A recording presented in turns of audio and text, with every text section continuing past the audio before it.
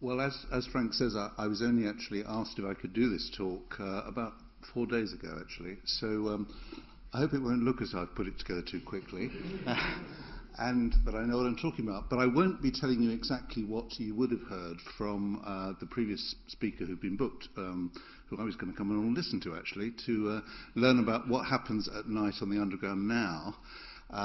He was from Tube Lines, and presumably still is, but I'm not quite sure why they weren't able to come along and tell you about that. Perhaps they're worried about what's not going on, I don't know.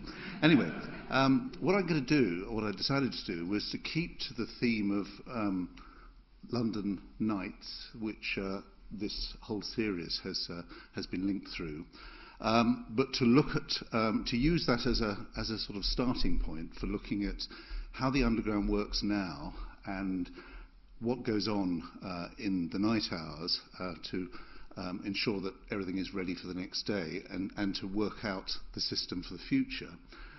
But to start off by going back just over 50 years to show you a little film which some of you may have seen before, but it's one of my favourites from the British Transport Film Archive, and it's a film appropriately called Under Night Streets. And this is a short documentary made in the late 50s, and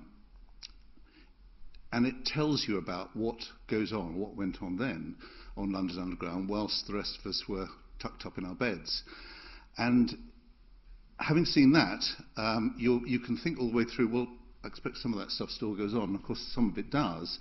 But I'll then, in the talk afterwards, just compare the situation as it was then, 50 or 60 years ago, with the way things are now and where we've got to in the last 50 or 60 years with the Underground and the challenges it faces now for the future.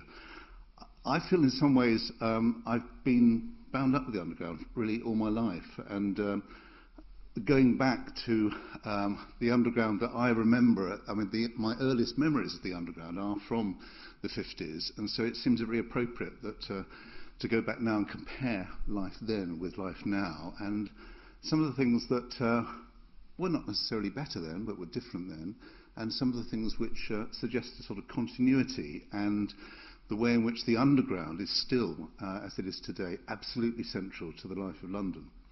So, if we could start off with the film, please. Can we cue it? Right. And I'll be back with you in about 20 minutes.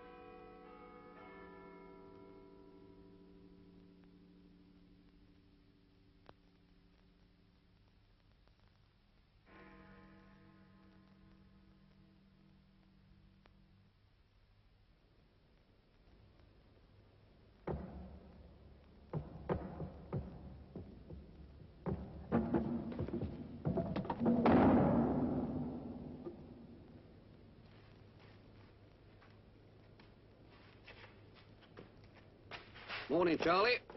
Looking for someone, mate? Well, he ain't come this way. He must have turned off down a rabbit hole.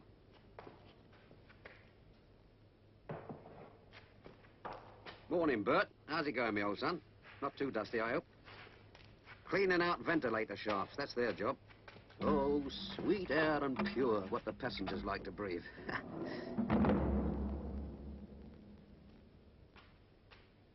Somebody else, too. Oiling under the stairs. The mechanical apples and pears. Does your walking up and down for you. That's science, that is.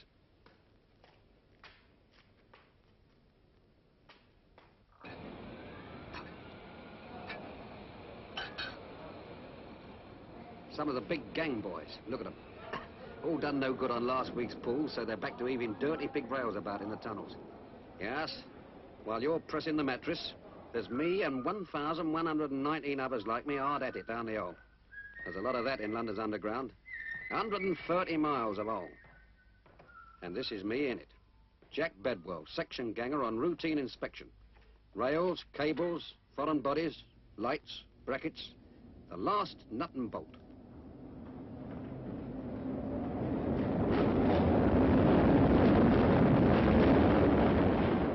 Ballast train, battery job. Keeps the gang supplied. Everything from a concrete mixer to a bar of soap.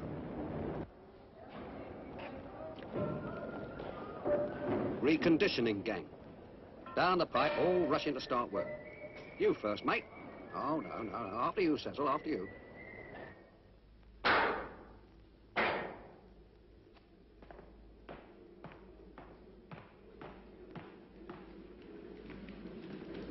Morning, Jack. How goes it? Everything's all right. See you later, then. That's our gaffer, that was. Now, here's a delicate job. Signals. It's an automatic, foolproof system. But you've always got to be making sure that some fool gremlin ain't unproved it.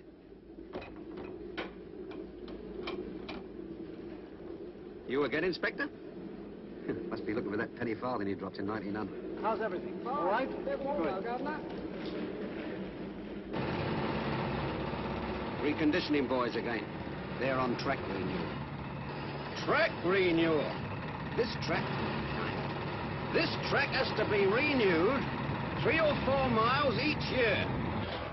So they take 300 feet, that's 100 yards at a time, smash up the old sleepers and concrete flooring, cut that lot off. Then they lug up the old rail, 100 yards at a time, mind you. Then they replace it. Replace the whole lot. It takes some doing, too. Last train at night to first train in the morning is just about 4 hours. And you can't skimp this job. Butcher, mate. That's the bloke they're always threatening to prosecute. Bill Stickers.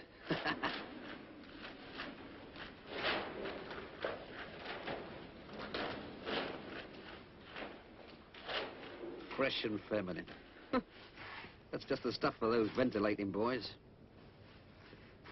Just look at all this dirt. 100 tons of it every year. It's all you lot.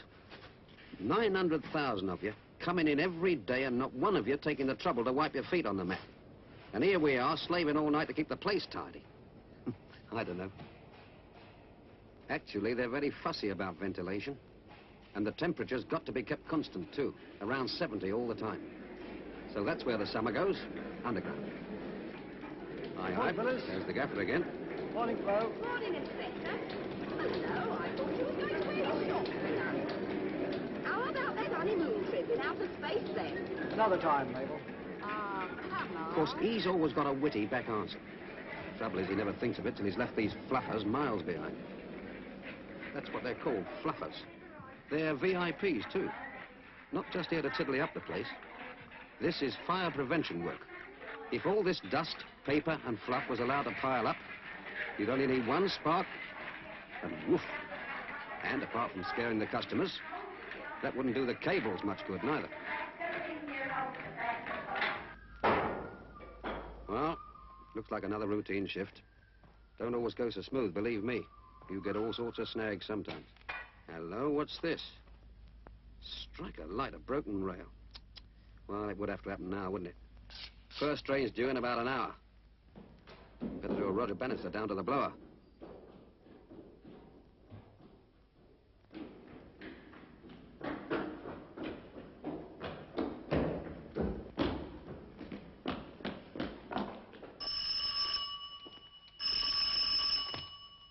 Chalk Farm Emergency Headquarters.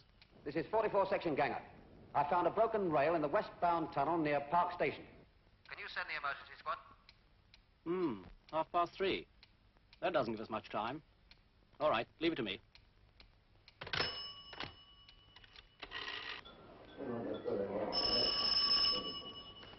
Emergency ganger speaking. Get round to Park Station as quick as you can.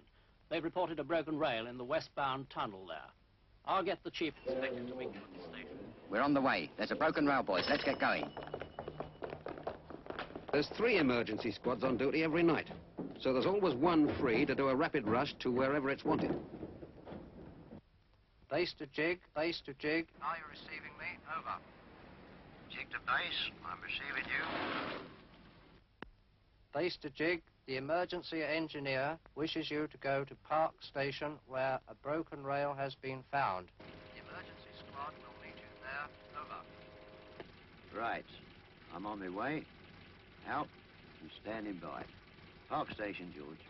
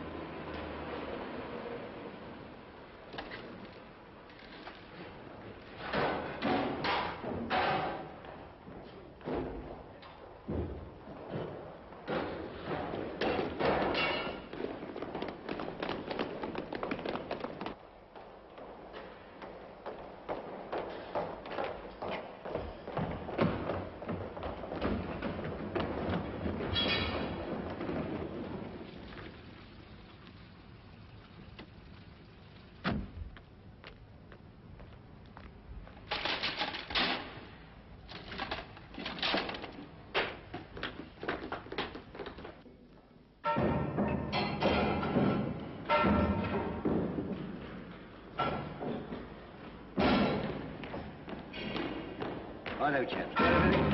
All set, Governor. Okay, come on.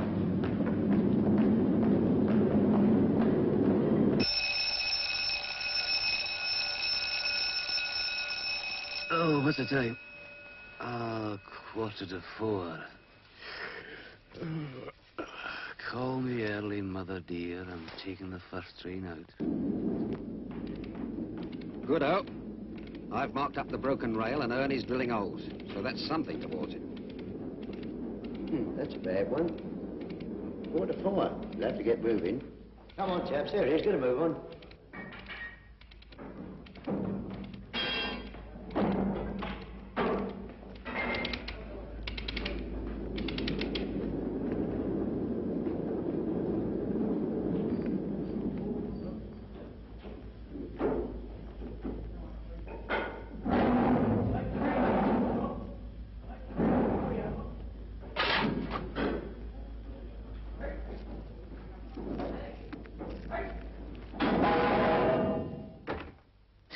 Well, that's torn it. We'll have the whole street waking up now.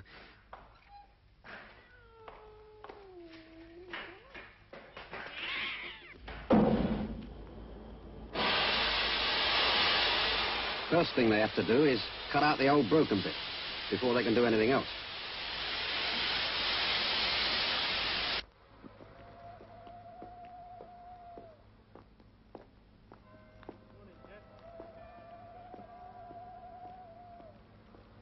First out this morning, aren't we? Makes you think. 494 trains every day, and they're picking little old us to start them off.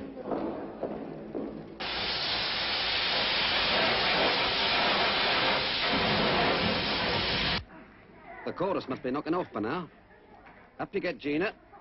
Right you are, Madeline. Whoops. So very much.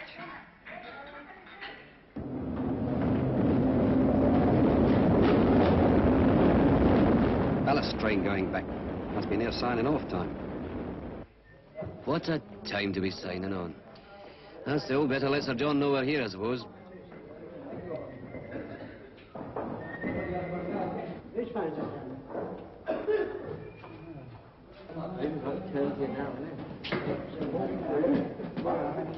Now, what's he want us to do today? Train set number 52 up to Camden. What time do we get breakfast? Oh, there you are, 7:45.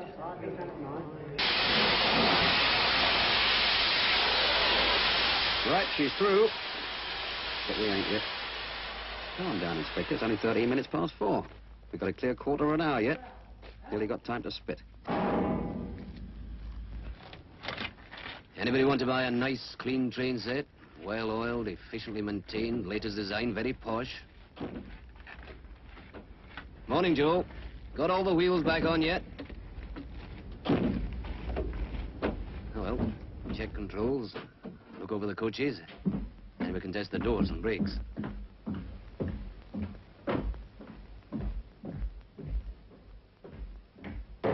Big brigade coming out now. All got a mouthful of grit and just about ready for a cuppa.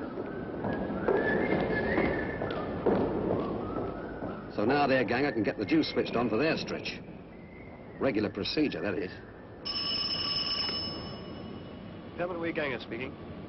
55 section, all okay. Okay, Frank. Thanks very much. It's like this.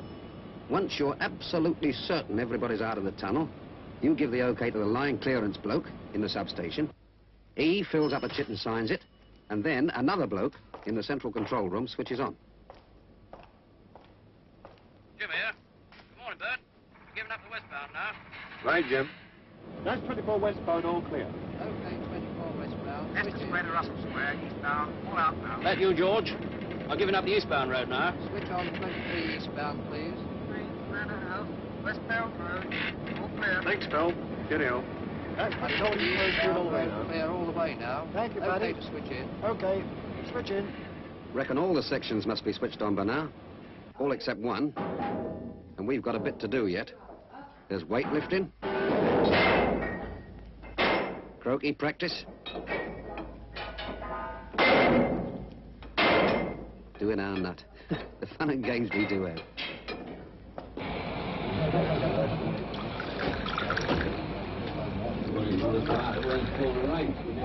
See up.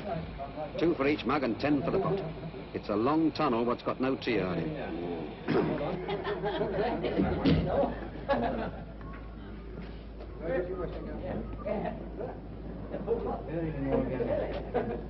No.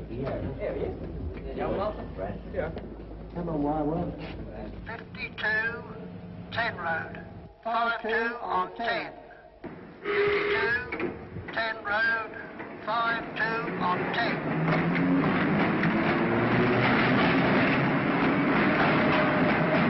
And we're still down the hole. Never mind, the job's done. So let's get out, boys, and let them switch on. What's that, Inspector? Running late? Aye, aye, here I go again. Come on, Ibbotson.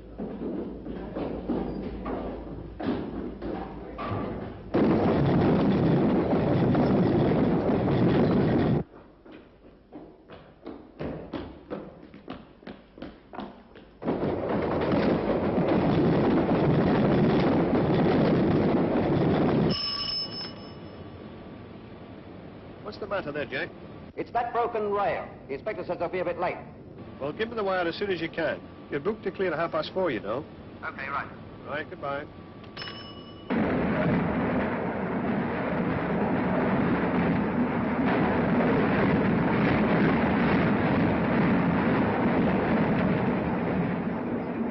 First passengers. The haunted ones. Boilermen, I suppose, and caretakers. Open us up and switch us on.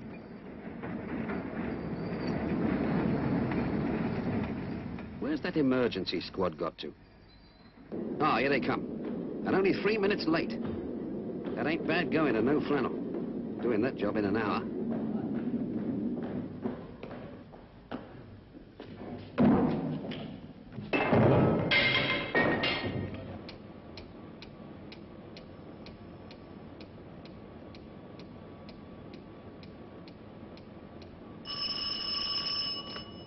Cavalry Ganger here. Okay, Bert. All out. We're giving up the line now. Thanks very much, Jack. Cheerio. Okay, switch on.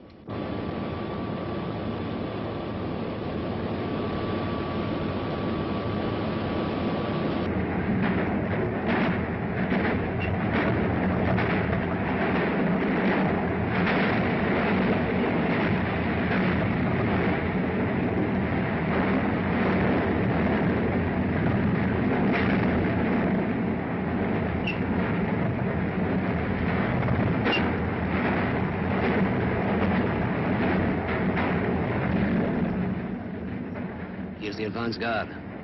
Cooks, cleaners, BBC types. Soon have the main body, too. We'll be moving 150,000 at a time in rush hour. And tonight they'll all want to go home again. Makes you wonder where they'd be without us.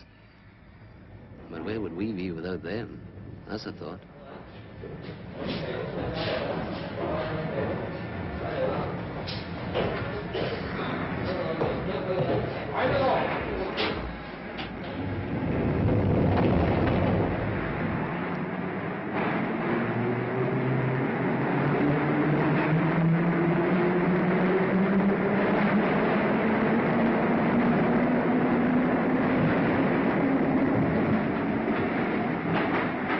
Well, that's it. Until tonight, anyhow. Now it's home, sweet home for me, and tea in bed for the missus. And the old underground's all yours. 250 miles. I leave it all to you. So long. It's fantastic atmospheric, that film, wasn't it? And it really sort of takes you back to a appropriately black and white era, but I love the way it's shot because it's almost like a 1940s film noir. It seems quite appropriate that it looks like that. And the astonishing thing is as well that complete disregard for health and safety, but at the same time insistence that all the chits have to be filled in before anything can be switched on. But having said that, of course, the system ran incredibly efficiently, and in those days there were hardly ever overrunning engineering works, which of course both on the underground and on the main line system we get all the time now. And the main thing which you may not have picked up in the soundtrack there, but the key thing which I wanted to link to what goes on today is the really critical factor and the problem that the underground has, and had then in some ways, is that they only have about 4 hours to do work between the last train and the first train overnight. And one of the real problems is getting stuff down those deep tunnels as well to do any kind of work, which is why there's an ongoing difficulty over upgrading the system now. Now, of course, the system that we saw there, that was it just over 50 years ago, but the deep tube was itself by then 50 years old or more. And much of the work that was done then, the cleaning work, the repair work, the maintenance, had to be done in that short space of time even then. And people had to do some pretty grotty jobs as well. They still do, actually. I mean, there's a group of the fluffers coming out of the tunnels there with in those bins on the I was going to say locomotive, it's not a locomotive, of course, on the truck there. That's full of all the dust that they have scraped out of the tunnels, the brake dust mainly, and everything else. And there, top left, is a current gang of fluffers. They're not all women any longer, but it's a particularly grotty job that's been done in the underground system all that time. I think probably that employing women as fluffers started during the war, and it's one of the few areas where London Transport continued to employ women, and one of the grossiest jobs as well.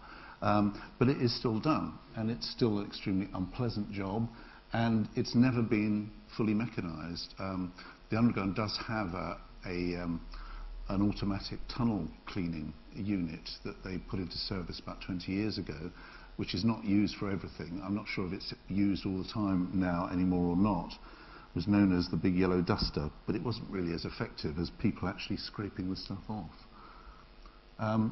Various other things were cleaned out of the tunnels as well in those days. This is the night gang rat catchers going off duty at 3 o'clock in the morning on the Circle line, carrying the night's haul. As far as I know, London Underground doesn't actually have to employ anyone to kill rats any longer. Of course, there are lots of mice in the tube still, and essentially I don't think the Underground attempt to do anything about it. I mean, central London is overrun with mice, both above and below ground, and stand on any platform in central London and you'll see them after a while coming out. But it's probably less of a problem now than in fact it was in those days, and certainly since the Underground has been improved and cleaned up substantially over the last 20 years or so. and there's far less rubbish around. There's less for the mice, at least, to eat. But, as I say, the amount of work that still has to be done in that very short time is still there, and it's becoming more and more of a problem because, of course, the underground is now 50 years older. There is more to do in the way of upgrading, and the fact is that between the 50s and the first decade of the 21st century, there was really very little investment in the underground, and all the sort of high-level maintenance that really should have been done over all that time was just gradually reduced. And of course, in the 50s, the underground was essentially the system that had been built up and inherited from the great days of London transport in the underground before the war. And at that time, as you'll probably know, just before the First World War until the Second World War, the two people who were the great managers and supporters of first the underground and then London transport were Lord Ashfield, who was the chairman, who you see here on the left, and Frank Pick, who was his deputy. Ashfield was the sort of wheeler-dealer who got things done and actually set up London transport really as a deal with Herbert Morrison, the head of the LCC later, but he had been a Labour politician in the government in the late 20s, and the creation of London Transport as an organisation is really down to Ashfield working with Herbert Morrison to get the London Passenger Transport Bill through Parliament, and the new and first major transport corporation, whilst the mainline railways were still private, London Transport was created in 1933. Frank Pick, as I say, was his deputy, and it was Pick who was very much responsible for the very distinctive and high quality style and design of London Transport, which was probably better than any other transport organisation in the world, and created a very distinctive system which really was the envy of everywhere else in the world.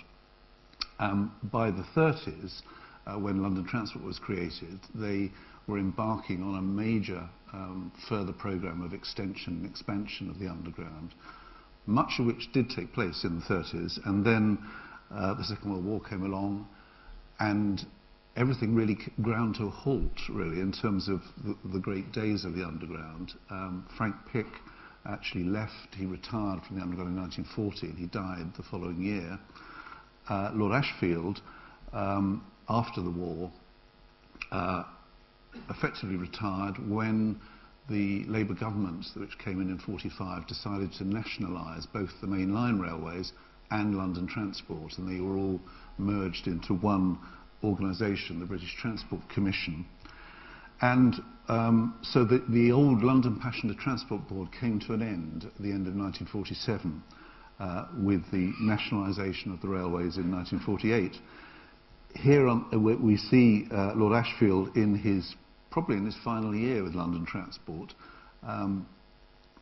taking a group round. I love that on the left there where it says, "Here come the boys." You see a show coming on there.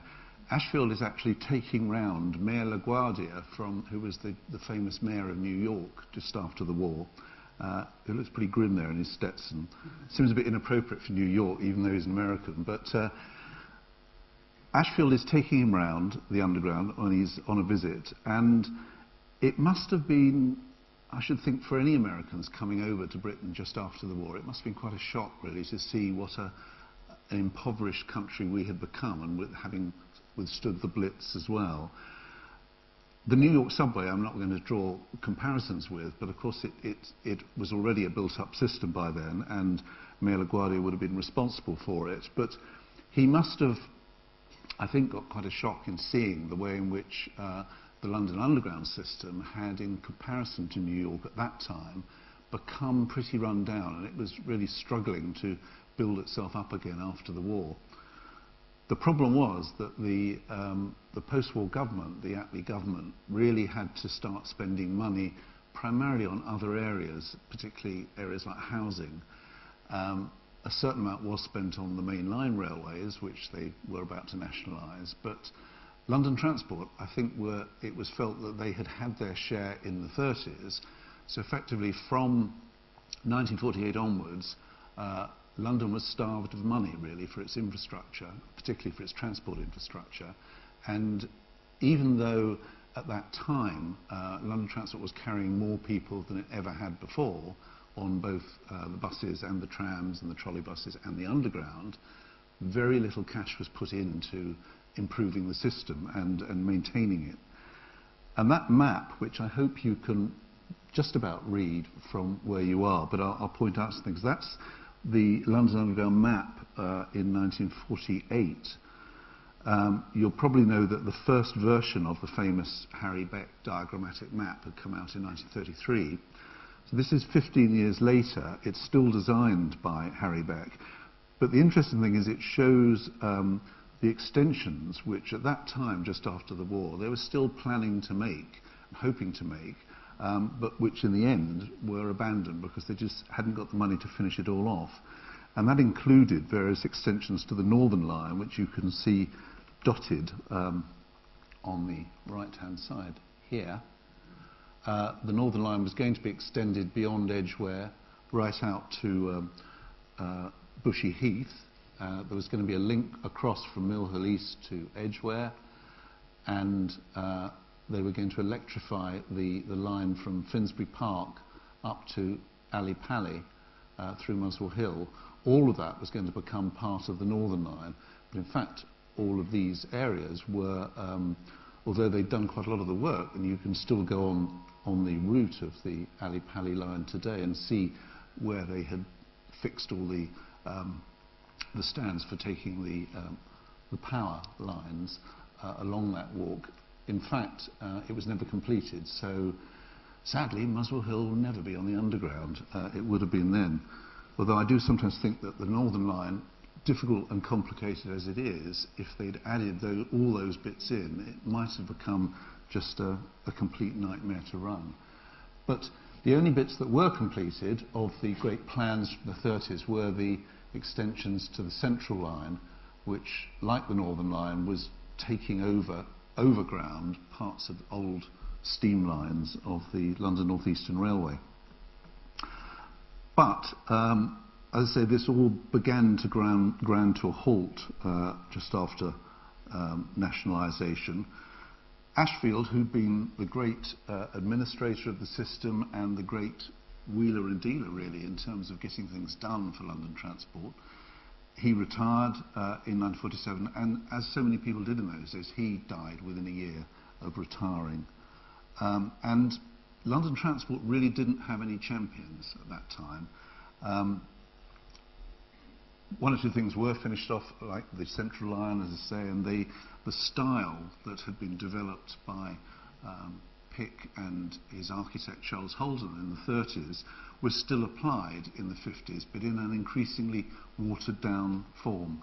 That's the new White City station, which was completed in about 1950.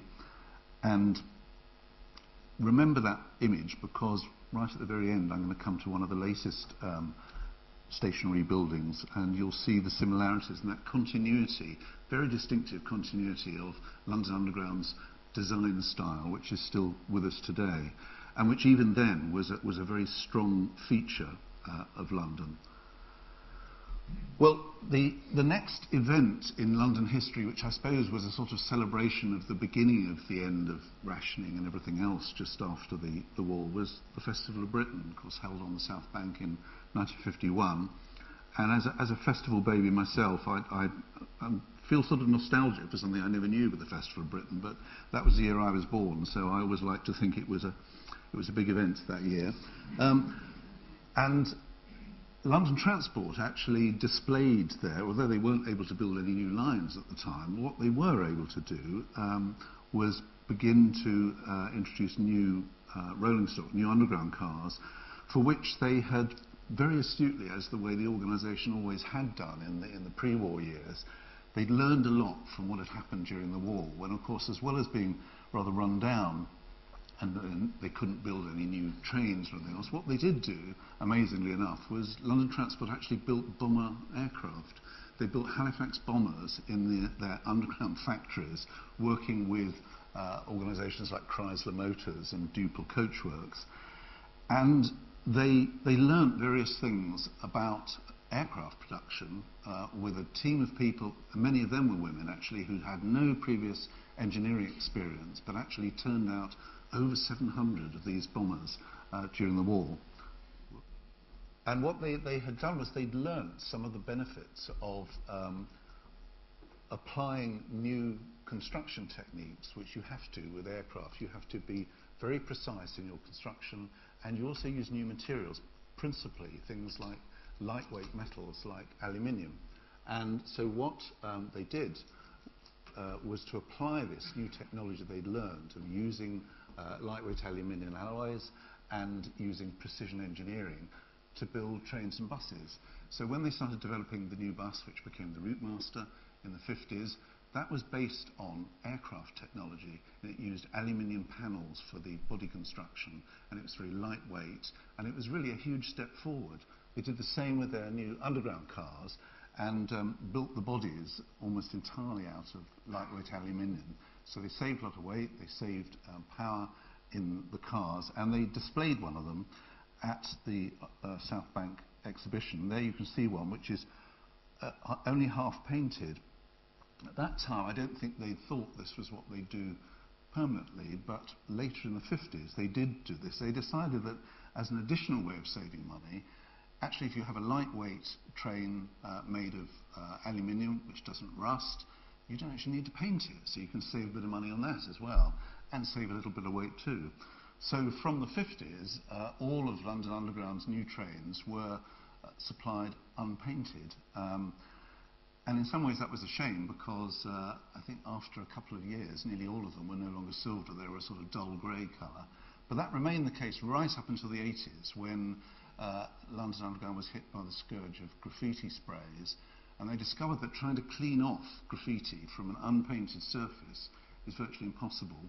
And so in the 90s, London Underground went back to painting all its trains, and they're all now, of course, painted in a corporate livery.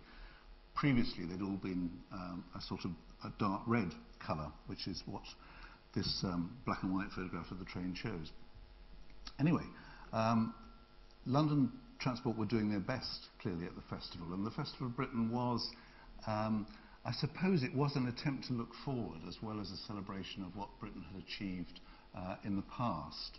And of course it also gave us one of probably the best 1950s building of London in the Festival Hall, which you can see on the left of that model there.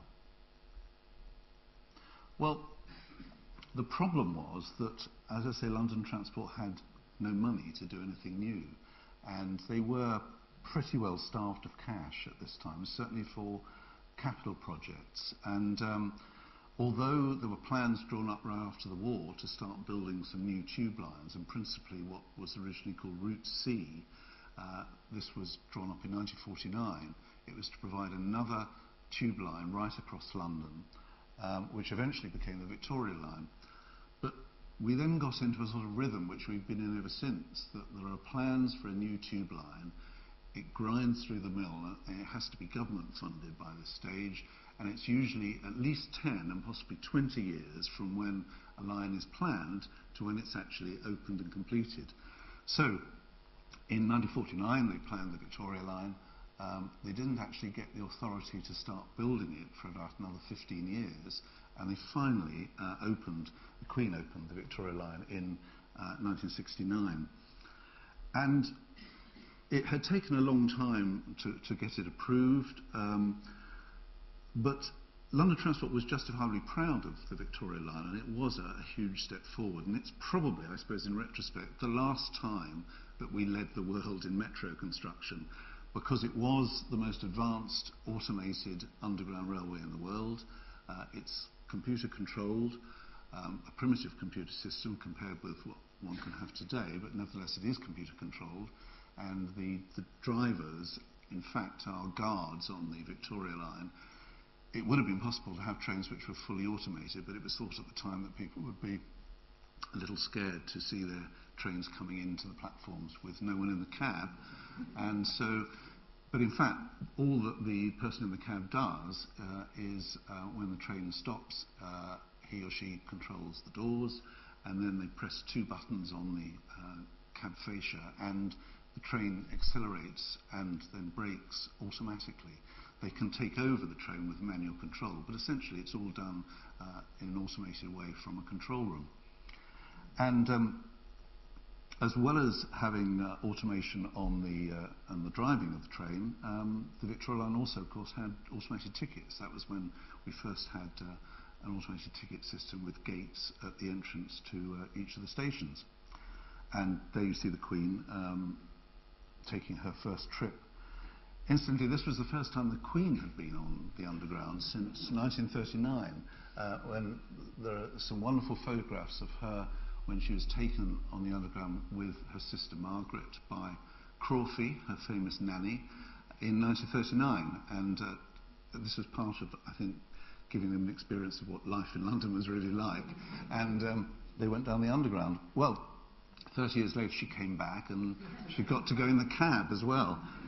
And because it was a new automated system, she was also, you see there her talking to Eric Wilkins, who was the Chief Public Relations Officer for London Transport at the time.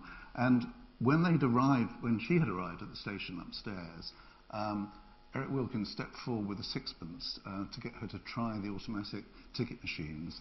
And inevitably, sod's law, it's a bit like today actually, he gave her the sixpence, she put it in the machine, it didn't work. And of course the embarrassing thing was then they had to scrub her around for another sixpence because the Queen doesn't carry any money with her.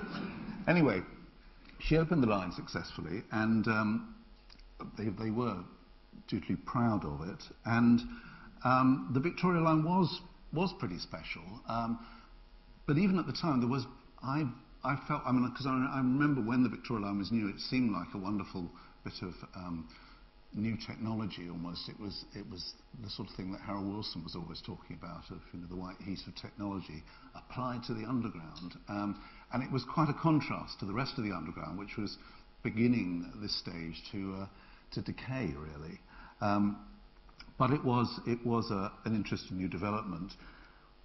What one saw with the Victoria Line, I think, very quickly was that actually it had been built on the cheap. I mean, it had taken a long time to get it agreed. They were always trying to cut costs on it. And the Victoria Line, although it worked perfectly well, in lots of detailed ways, like the finishes in the stations, they were all done much more cheaply than pre-war they had done. So within a few years, actually, all these tiles on the stations were falling off the wall because they were sort of bathroom quality tiles rather than the really well-constructed ones that London Transport had always done before. But actually, from the end of the 60s through the 70s, it appeared for a while as though London Underground was at last going to get some resources to do things. There's a significant change of administration in 1970, the year after the Queen opened the Victoria Line, when the control of London Underground, or London Transport as a whole, was transferred to the GLC. And the Greater London Council had been set up in 1965. It covered a much wider area than the old London County Council, and it was now felt appropriate to, I suppose, go in for a bit of localism, as we'd now call it, and transfer London Transport's responsibility to the new authority.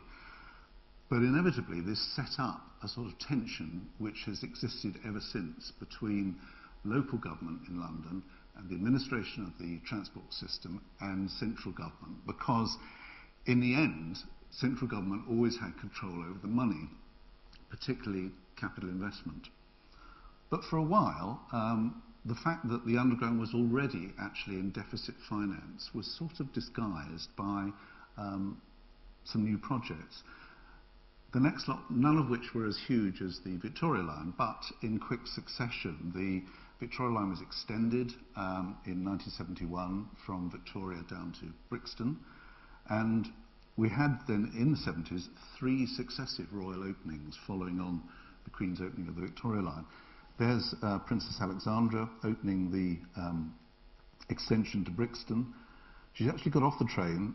There's Eric Wilkins again over on the right.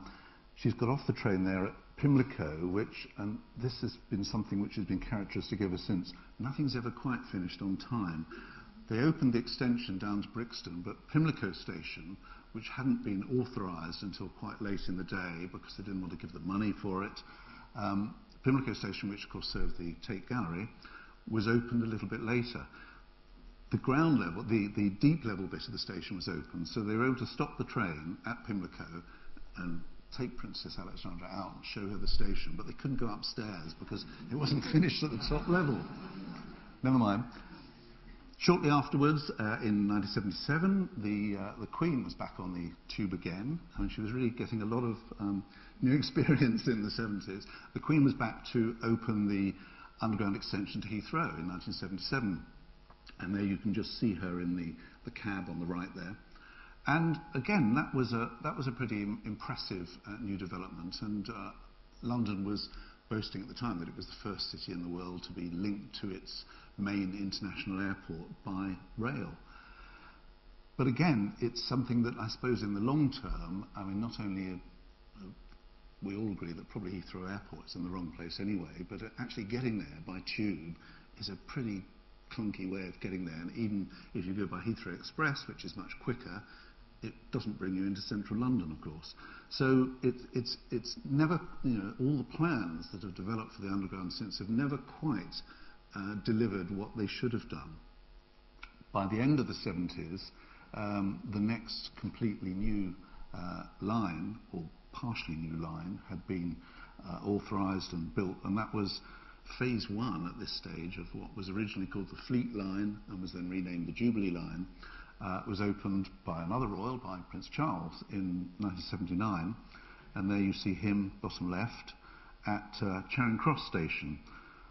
Well, Charing Cross Station has only had a life of 20 years, and it's the original terminus of the Jubilee Line, which closed when finally they authorised phase two of the Jubilee Line, which was not open for another 20 years after that. So we actually do have, at Charing Cross now, a ghost station, a completely modern underground station, which is never used except for filming and turns up from time to time on the TV. So London went through, in the 70s, sort of the beginnings of a sort of jerky move towards improving its underground infrastructure. But it was happening in a very bitty way. It wasn't an overall plan which was just being rolled out. And in that sense, it's a complete contrast to somewhere like Moscow, where, having advised as their first overseas consultancy job, London Underground advised the Soviets in the 1930s about the construction of a metro system for Moscow, which they did. They then built their system, and they've been building it ever since. The Moscow Underground is on continuous expansion and is now the busiest system in the world, but they open new stations and new lines practically every year. In London, we've never quite managed that, and so even though during the 80s there was a lot of talk about, you know, how the underground was going to be the saviour of London and we couldn't go on having more and more traffic in central London, but there was still a sort of equivocal view about it, and there was still, at that time, there were some people who were still thinking, well, London needs actually is a motorway box, and that was partly constructed, of course, with the Westway. But the rest of it, fortunately, was abandoned. But the alternative of improving the underground progressively never quite happened. And during the 80s, the underground really began to look pretty grubby. And this is the time when the scourge of graffiti first struck. But the whole infrastructure of the underground began to deteriorate, and it just looked pretty grim, and people felt unsafe on the underground, and this was partly encouraged by the fact that it just looked so awful at that time. And people still write to the Evening Standard and say, oh, the underground's so dirty. It's not dirty, it's pin clean these days compared to what it was 25 years ago, as I'm sure many of you will remember, when the suicide pits at that time in the stations used to be full of rubbish all the time. Nowadays, I mean, the underground looks much cleaner than the streets, to be honest. But I say it didn't feel like a particularly great system at the time, and there wasn't enough being put into it. And if you want an impression of what I can't show another clip, unfortunately, but one of the best impressions of what the Underground was like at the very end of the 70s is in that wonderful American film, An American Werewolf in London. There's a whole sequence in that where a man is chased through Tottenham Court Road Station just before it was rebuilt at the end of the 70s, and you can just see how grubby the place looks. Well, at another level, of course, the 80s was also the time when there was a huge fight, and I'm sure many of you remember this, between the GLC and the government over really who runs London, but in particular over the transport system, which is very much the key to governing London. And in I think it was 81, that Ken Livingstone got in as head of the GLC, and there was very rapidly, in 1983, there was a huge fight, back a minute. There was a huge fight over the subsidy of the Underground, and he wanted to reduce the fares, which were gradually going up and up and up. And you may remember there was a big court case about fares fair, because it was challenged it went to the law lords to decide. The London Borough of Bromley, which is in the south east of London, and actually doesn't have an underground line in it, and therefore it's not on the underground map or anything, and it's one of these places that nobody really knows is part of London. But Bromley challenged the fact that they were being expected to levy an extra rate in order to fund for London this reduction of the fares, and they took the GLC to court. They won the case, and they had to put the fares up again. The only benefit that came out of all this was the simplification of what had become a ridiculously complicated fare system in London, and the introduction of things like travel cards. It's odd to remember now that there were so many different fare structures in London at the time, but that was the benefit that came out of it. But at the same time, this just heightened the conflict between central government and local government over running London transport. And so there was a sort of battle on the airwaves and everywhere else between County Hall on the South Bank and the House of Parliament, Westminster on the North Bank. And at the time, the winners were the government. If you remember, Margaret Thatcher abolished his GLC. She wasn't going to have any more of this truculence from Livingstone. But then, of course, as things always do happen, events, dear boy and all, the Conservative government, or Margaret Thatcher in particular, suffered a coup, and she resigned in 1990. So that very difficult period in London's history, I think, as a whole, seemed to come to an end, but there still wasn't a solution.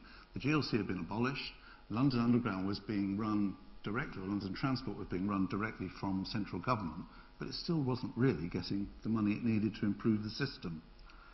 And one of the things that Margaret Thatcher had always insisted on, before she would agree to the construction of yet another underground line, the extension of the Jubilee line, phase 2, which should have happened straight after phase 1, but didn't, is that she felt there should be a private contribution to it.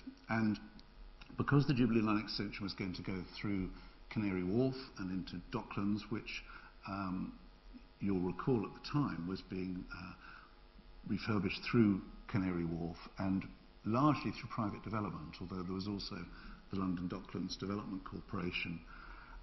A lot of this was promoted by Michael Heseltine at the time. And key to this, to the development of Canary Wharf and the revitalisation of Docklands, was a decent transport system. And by the 90s, they were actually able to get agreement to take the Jubilee line there.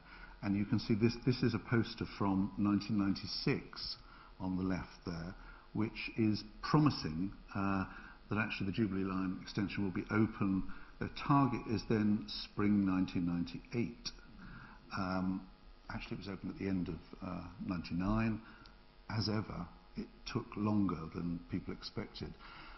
But the problem was not the lack of engineering skills. I mean, it would have been quite possible to have built the Jubilee line more quickly had the money been authorised earlier. What actually happened was the money from the private sector never did materialise, and you remember that the original owners of Canary Wharf went bankrupt themselves, and so the money that they were going to put in actually never did materialise. But the line was gradually built, and to begin with, it was hoped, I think, by the government that Docklands could get away with having what at the time everyone saw as a little Mickey Mouse railway system, the Docklands Light Railway, which opened in 1987.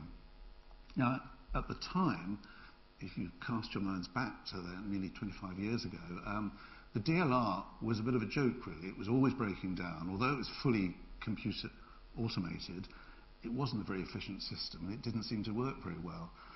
But actually, over the years, the DLR has fought back, and it's now the most efficient and effective and expanding railway in the whole country. It's been in and out of the relationship with Transport for London ever since. Sometimes it's been run by them and sometimes it hasn't, but it's actually proved quite successful now, very successful. But the critical thing is that it couldn't possibly have been enough to serve Docklands on its own. It was essential to extend the underground, the Jubilee line, there as well. And so finally, in the 90s, it was built. And the great thing about the Jubilee line is that for the first time, because of the spaces it was going into and the space that was available, they were able to build some of the stations, and particularly those around Canary Wharf, as really quite enormous complexes. And one of the problems, as you'll know, that London Underground has always had is that the system is actually physically too small. The tunnels are very tight and small, they're impossible to expand. The stations are really quite small and crowded, so there's not a lot of room to increase capacity. Well, at Canary Wharf, exceptionally, there was. If you look at the picture on the left there, this is all part of the old West India Docks complex. There's the main tower of Canary Wharf in the middle, and just to the left there is one of the huge former dock areas that it could be opened out to form the basis of the box of Canary Wharf Station, which, as you'll know, is the only really nice big station on the whole system. Brilliant piece of design by Norman Foster. In fact, all of the stations on the Jubilee Line extension are really a return to that sort of vision of creating something for London's built environment, which is worthwhile, well designed, and built in a quality way. It's a return to what London Transport were doing in Frank Pick's time in the 1930s. And even though people said, it's late, it was only late, as I say, because the money hadn't been there. The other unfortunate thing, I suppose, was that the money wasn't there to put in a new signalling system either at the time. That was cut back on, and of course we've been suffering from that ever since, because once you try and put a new signalling system into a working railway, then you're back to that problem, which we all experience all the time now, that the Underground is practically shut down every weekend in order for these sorts of improvements to be done. And I'm not blaming the politicians for this, but inevitably you start to look at, well, why have we never actually got a proper transport policy together, either nationally or indeed for London? They've each tried to do their bit, and I suppose it's encouraging that at last that even the present government seems to recognise that improving the transport, and particularly the rail infrastructure for the whole country, is an important thing to do. I won't go into all the business about the PPP because it's too long and tedious to go into it, but you'll recall that when Transport for London was set up and the new mayoralty was set up in 2000, Ken Livingstone became the first elected mayor of London, and he always said at the time that transport was the most important issue, and I think a lot of people voted for him on that basis. But instantly he got plunged into a really quite a vicious debate with and argument with central government, which was also Labour at that time, of course, about how the Underground's improvements were going to be financed. So we're back to this old thing. It's not just the Conservatives who were difficult about this. Labour were just as bad. And of course, the man who really should be fingered about this perhaps is the person who later became Prime Minister, because the whole PPP debacle of trying to privatise the underground through this absurd system, which has now, of course, been abandoned completely, was actually came from the Treasury. And it was insisted upon by the Treasury, and Gordon Brown was in charge of the Treasury at that time. So we now have the irony that a system set up by a Labour government, opposed by a Labour Mayor of London who wanted a completely different system, was forced onto Transport for London, and in due course it's all unravelled and collapsed, and we now have a Conservative Mayor, Boris, who's in charge of Transport for London, and he's actually taken the whole thing back. He's had to take the whole thing back into public control and ownership. So we have a Conservative Mayor running the only bit of the transport system which is actually effectively fully nationalised again, because it's never happened on the mainline railways. And although I don't think we will have a new tube line into London, the thing that has been confirmed, and work has started on now, is of course Crossrail. Now you could say Crossrail is something we should have had years ago.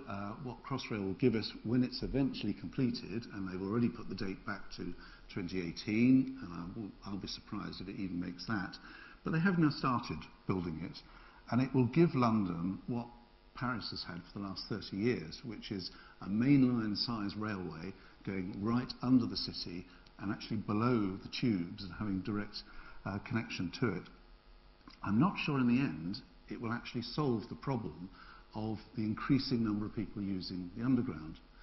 Because if you go back to 1951, where we started, at that time the number of people using the underground, and of course it was a smaller system then, was that there were about 640 million journeys being made every year on the underground 60 years ago. And now, as you probably know, just a couple of years ago, the underground carried over 1 billion people in a year for the first time. So the increase has been huge. It's nearly doubled, and it will continue to rise. And actually, we've never planned for that continuing growth. And trying to increase capacity on an already crowded and constricted system is virtually an impossibility. But, on the other hand, there are no plans for any new underground lines. There was talk 10 years ago in Ken Livingstone's first transport plan for a Chelsea Hackney line. No one talks about that anymore. Boris occasionally talks about extending a branch off the Northern Line to a new development in Battersea, where the new American embassy is going to be, but frankly, I don't see how they'll ever have the money to do it. It's been difficult enough to persuade both the last government and now this government to provide the money for the infrastructure improvements that are necessary to the running of the main part of the underground, and they've also guaranteed now the money at last for Crossrail, which again has been planned for about the last 20 years and will take another 10 years probably to complete. There is the ideal. That's the sort of wonderful new Crossrail station that there's going to be opening in about 2020, I should think, at Canary Wharf.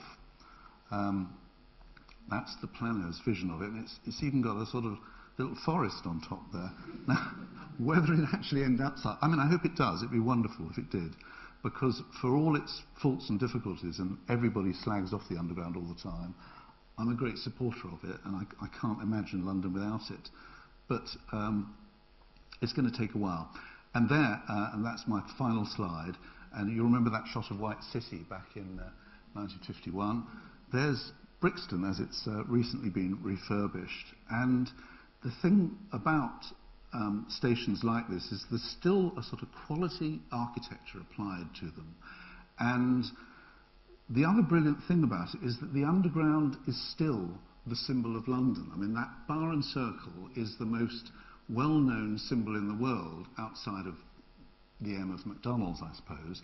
But this is, I think, made a much greater contribution actually to humanity generally. And the thing is, it's become the symbol of London, of course. London doesn't really have a symbol other than that. But in all sorts of ways, people use that underground bar and circle to mean London, and everyone recognises it. internationally. And of course London is now said to be the most internationally visited city in the world. Everyone comes to London, and that's what we use as our symbol. They don't have anything like that in New York or in Paris or in Moscow for that matter. So however much people say, oh well, we're nothing compared to the metro, I think we are actually. And if you go on the metro these days, you never even see any members of staff. But at least in London, you have people there to help you. And for all the problems that we have, and for all the fact that we have to put up with closed systems at the weekend, and probably will do for I don't know how many years, it will certainly go on beyond the Olympics, I think it's a wonderful system.